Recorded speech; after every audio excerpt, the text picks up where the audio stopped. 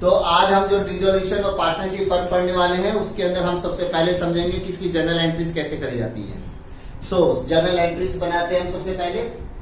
तो सबसे पहली एंट्री क्या होगी, जितने भी हमारे एसेट्स हैं, ठीक है, किसको छोड़कर, कैश और बैंक को छोड़कर सभी एसेट्स को हम ट्रांसफर कर देंगे रियलाइजेशन अकाउंट में।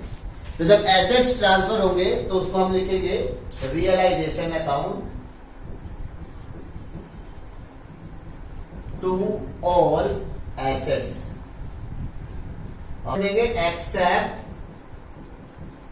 Cash bank. ठीक है, अब हम जितनी भी लायबिलिटीज है, लायबिलिटीज कौन सी, थर्ड पार्टी लायबिलिटीज, ठीक है, उन सभी थर्ड पार्टी लायबिलिटीज को भी क्या करने वाले हैं, हम रियलाइजेशन में ट्रांसफर करने वाले हैं और उसकी एंट्री होगी all third party liabilities to realisation account. Third party liabilities वो लायबिलिटीज होती है जो पार्टनर्स के अलावा किसी एक्सटर्नल पर्सन को दी जाती है, जैसे outstanding wages, creditor, bills payable, bank loan, ये सारी की सारी थर्ड पार्टी लायबिलिटीज होती है। इन सभी थर्ड पार्टी लायबिलिटीज को हमें रियलाइजेशन अकाउंट में ट्रांसफर कर देना होता है। तो एंट्री नंबर थर्ड हम क्या करने वाले हैं, जितने भी एसेट्स हमने ट्रांसफर करे हैं उनमें से जिन जिन एसेट्स को बुक में मेंशन किया गया है उन सभी एसेट्स को हम रियलाइज कर देंगे। रियलाइज का मतलब या तो उनको पे कर देंगे या तो उनकी वैल्यू कैलकुलेट करेंगे कि उनकी वैल्यू बन कितनी रही है। तो कैसे करने वाले हैं हम, तो रियलाइज करते हैं तो हमारे पास पैसा आया, so bank account debit to realisation account. याद रखना यहाँ पर सारे एसेट्स तो हैं लेकिन कौन से हैं, जोन से मेंशन है बुक में, मेंशन इन द क्वेश्चन। ठीक है, अब हमें सारी थर्ड पार्टी लायबिलिटीज को भी पे करना है। तो चाहे बुक में मेंशन हो या ना हो, जितने भी थर्ड पार्टी लायबिलिटीज हैं सारी की सारी लायबिलिटीज को हम पे कर देंगे। और पे कैसे करने वाले हैं हम, realisation account debit to bank account all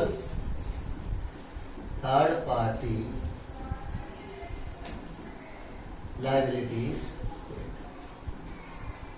ये सारा का सारा जब हम रियलाइजेशन का प्रोसीजर कर रहे हैं तो इसमें कुछ खर्चे होते हैं, उन खर्चों को हम रियलाइजेशन एक्सपेंस से शो करते हैं, उन्हें भी हम पे कर देंगे। रियलाइजेशन अकाउंट टू बैंक, और ये क्या है, ये है realisation expense.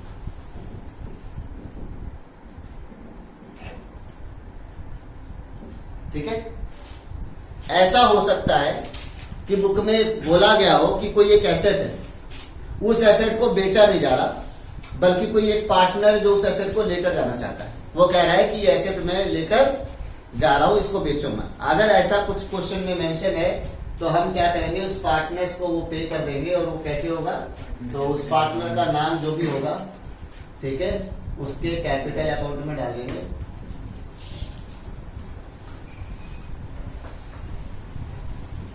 To realisation account. ठीक है, और ये क्या है, assets taken.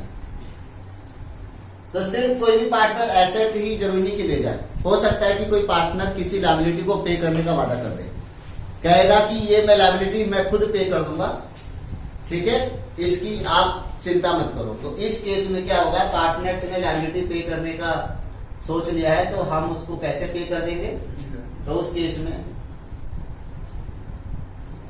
Realisation account to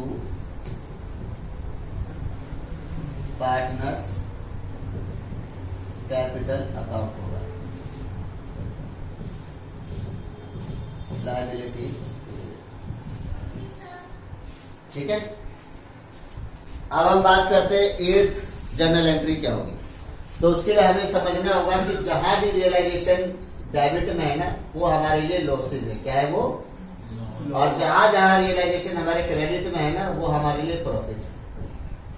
क्योंकि रियलाइजेशन का नेचर होता है नॉमिनल अकाउंट, और नॉमिनल अकाउंट बोलता है कि जितने भी लॉसेज होते हैं वो डेबिट होते हैं और जितने भी रेवेन्यू होते हैं वो क्रेडिट होते हैं। तो हमको इनको ना रफ में कैलकुलेट करना होगा कि कितने जगह रियलाइजेशन क्रेडिट में आया। ठीक है, जितनी जगह क्रेडिट में आया है वो हमारा टोटल प्रॉफिट हो गया, और जितनी जगह डेबिट में आया वो हमारा लॉस हो गया। उसका डिफरेंस करेंगे और डिफरेंस करके हम ये पता लगाएंगे कि हमको एक्चुअल में प्रॉफिट हुआ ये पूरा का पूरा रियलाइजेशन अकाउंट बनाते समय, या हमको लॉस हुआ। ठीक है, प्रॉफिट होगा तो भी पार्टनर्स के अकाउंट में ट्रांसफर होगा, और लॉस होगा तो भी पार्टनर्स के अकाउंट में ट्रांसफर होगा। तो सपोज करते हैं प्रॉफिट हो गया, तो हम लिखने वाले हैं realisation account debit to partners capital account. ये हमने क्या कर दिया, प्रॉफिट को ट्रांसफर कर दिया, है ना, टू पार्टनर्स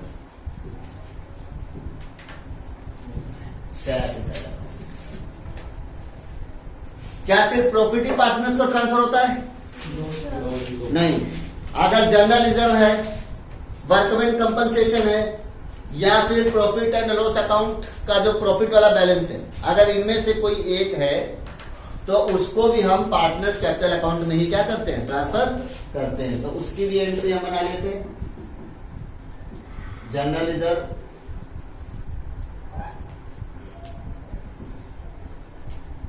और क्या हो सकता है, वर्कमैन कंपनसेशन रिजर्व, और क्या हो सकता है, प्रॉफिट एंड लॉस अकाउंट। अगर ये प्रॉफिट है तो ये तीनों के तीनों चला गया टू पार्टनर्स कैपिटल अकाउंट, है ना। ठीक है, फिर इसके बाद हम पार्टनर का जो कैपिटल अकाउंट है ना उसको सेटल करते हैं कि उसका कैपिटल जो था उस कैपिटल में पैसा कैसे कैसे आ रहा है और कैसे कैसे जा रहा है। अगर किसी पार्टनर ने कोई एसेट ले लिया है तो उतना पैसा उसके अकाउंट से हटा देंगे, क्योंकि उसने कैश के बदले उतना एसेट ले लिया, है ना। और अगर कोई पार्टनर है जिसने लायबिलिटी पे किया है तो उसको फर्म क्या करेगी, उतनी पेमेंट करेगी, क्योंकि उसने फर्म का एक लायबिलिटी खुद पे कर दी है। तो उस केस में जो फाइनल सेटलमेंट होगा पार्टनर्स का वो बैंक के थ्रू होगा। ठीक है, और वही सबसे लास्ट एंट्री होगी, और वो होगी क्या, partners capital account to bank. ये फाइनल सेटलमेंट होगा।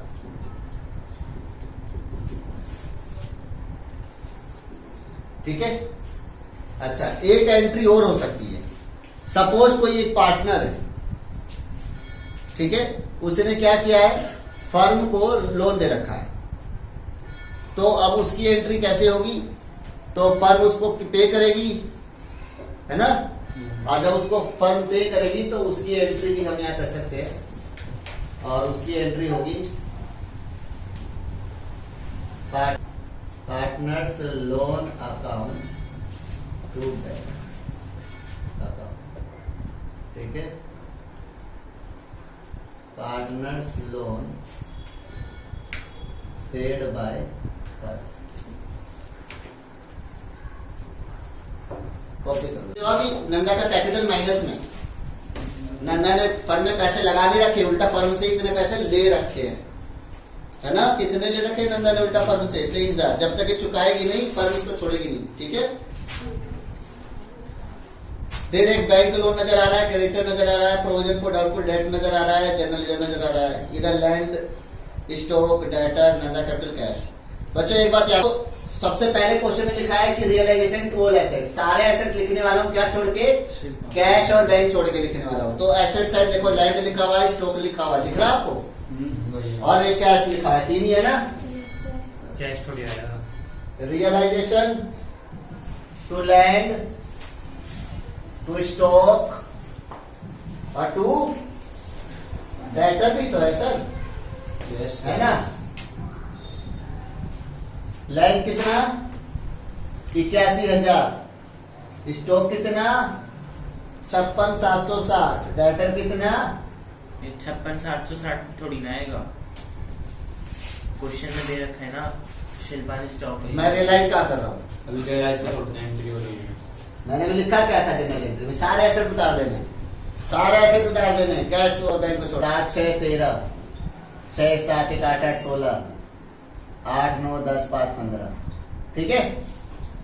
अब इधर लिखना क्या है, सारी थर्ड पार्टी लायबिलिटी। तो वो जो थर्ड पार्टी लायबिलिटी क्या क्या है, एक तो बैंक लोन दिख रही है, एक तो क्रेडिटर दिख रहा है, और एक प्रोविजन फॉर डाउटफुल डेट। तीन ही दिख रहे हैं मेरे को, तो इससे ज्यादा दिख रहे हैं आप लोग को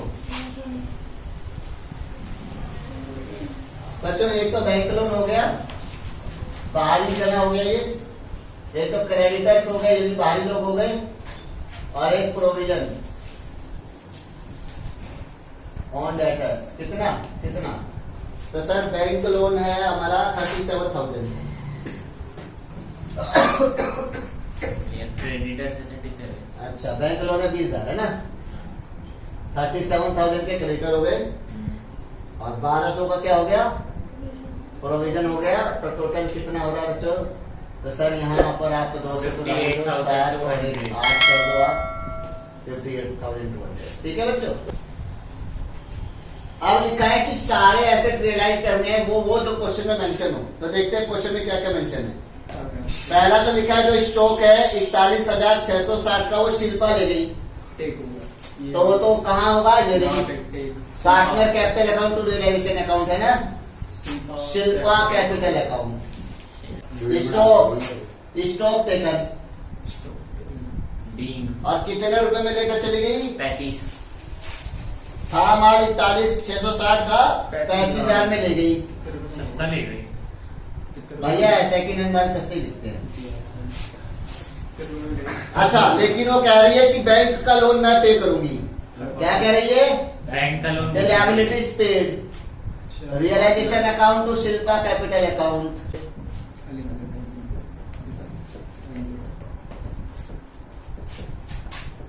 20,000। आ रहा है समझ कैसे एंट्रीज हो रही है?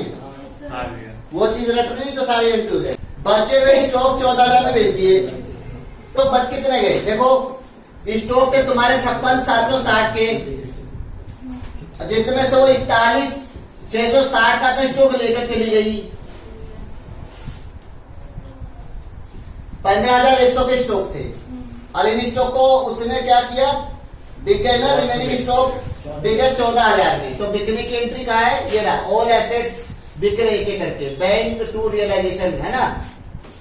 इसमें एक एसेट कौन सा है, स्टॉक है, जो कितने में बिक रहा है बच्चों? 14,000। और दूसरा क्या बिक रहा है? तो बच्चों डेटर बिक रहा है कितने में? 10 वाला 8,000 में बिक रहा है, 10 वाला 8,000 में बिक रहा है। और लैंड का कितना है बताओ? 1,10 भी गए भैया, 1,10,000। और बच गए जो डेटर, वो अपनी वैल्यू से 50% में बिके। तो डेटर थे कितने के सर? 18,600 के टोटल डेटर थे, 10,000 के डेटर चले गए, जो 8,600 को है ना, ये आधे ही रियलाइज हो पाए। कितने रियलाइज हुए? 2 से भाग कर दो, 4,300। 4,300 और आ गए पैसे, है ना? हो गए 1,36,300। मैं सामने लेकर बुढ़िया है।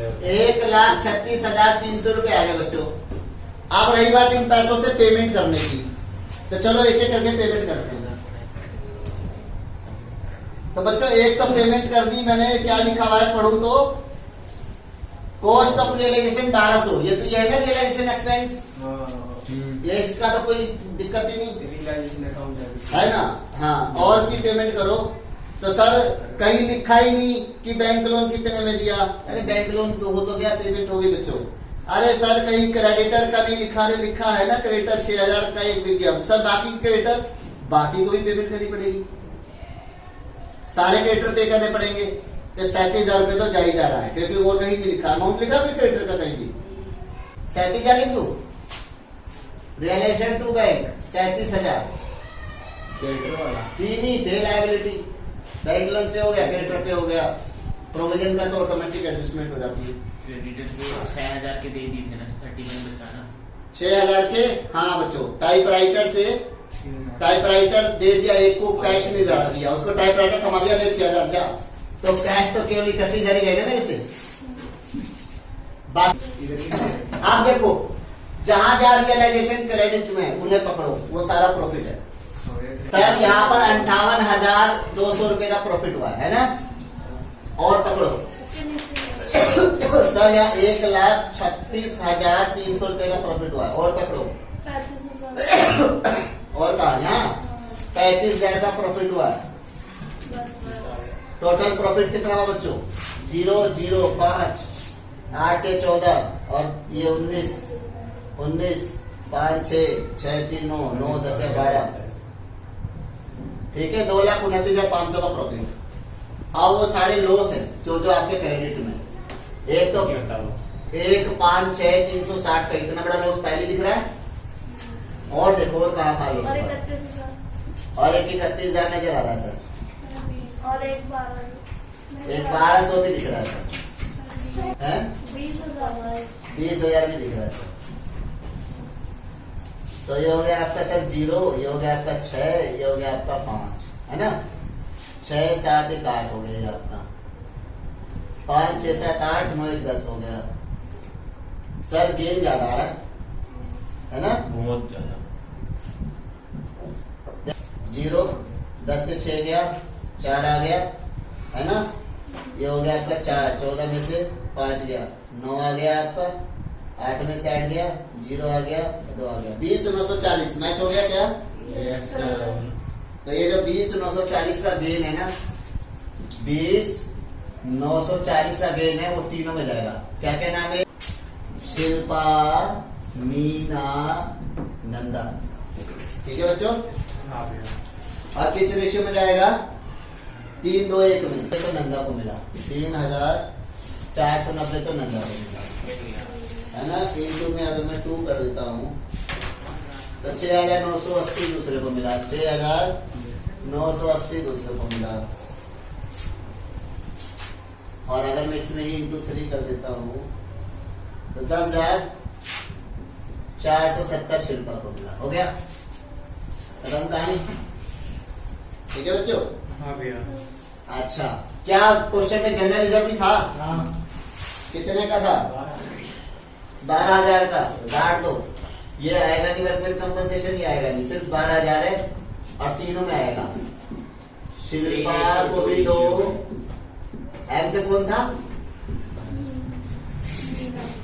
मीना को भी दो, नंदा को भी दो। रेशियो वही है 3:1, तो 6 से भाग हो गया, 6 दूनी 12, है ना, 4,000, तो कितना बचा? 6,000 बचा, ठीक है। कोई डाउट? क्या पार्टनर ने फर्म को कोई लोन दे रखा है? नहीं दे रखा है, तो ये एंट्री होने वाली नहीं है, एक लास्ट एंट्री होगी, सवाल खत्म हो जाएगा। Happiness capital account to bank, कौन कौन है?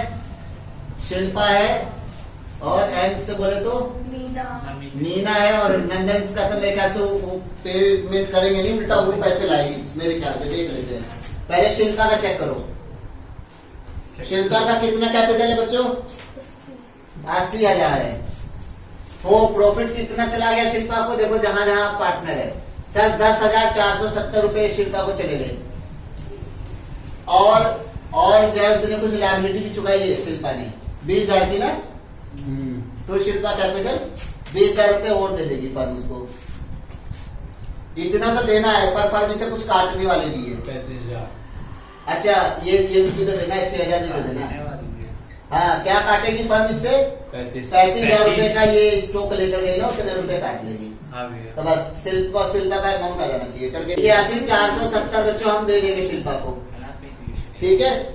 आओ मीना की बात करते हैं। मीना पे है 40,000। हाँ, मीना को एक तो ये देने वाला हूँ मैं, 6,980 देने वाला हूँ। मीना को यहाँ से 4,000 रुपए देने वाला हूँ मैं, दे दिया। और कुछ देने वाला हूँ क्या? ना भाई, कुछ कटेगा भी नहीं मीना का, तो ना।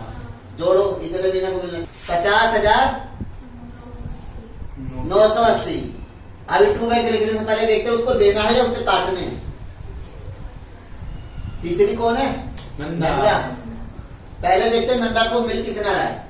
तो यहाँ से तो 3,490 मिल रहा है नंदा को, और 2,000 रुपए। 2,000 मिल रहा है। तो भैया 5,490 नंदा को देने हैं, मतलब हम देंगे फर्म। लेकिन नंदा तो ऑलरेडी पहले 23,000 रुपए लौटाए तो सही, जो फर्म के लेके बैठी है। हाँ भैया। तो उस 23,000 में अगर हम 5,490 माइनस कर दिए तो नंदा हमें और कितने देगी? 17,510। पक्का?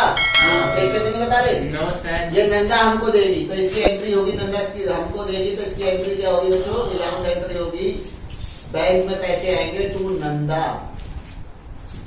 ठीक है, 17,510। 17,000 बच्चों अगर एग्जाम में आया ना जनरल एंट्री, और इस बार चांस जनरल एंट्री आने के लिए, तो ऐसे ही करना है।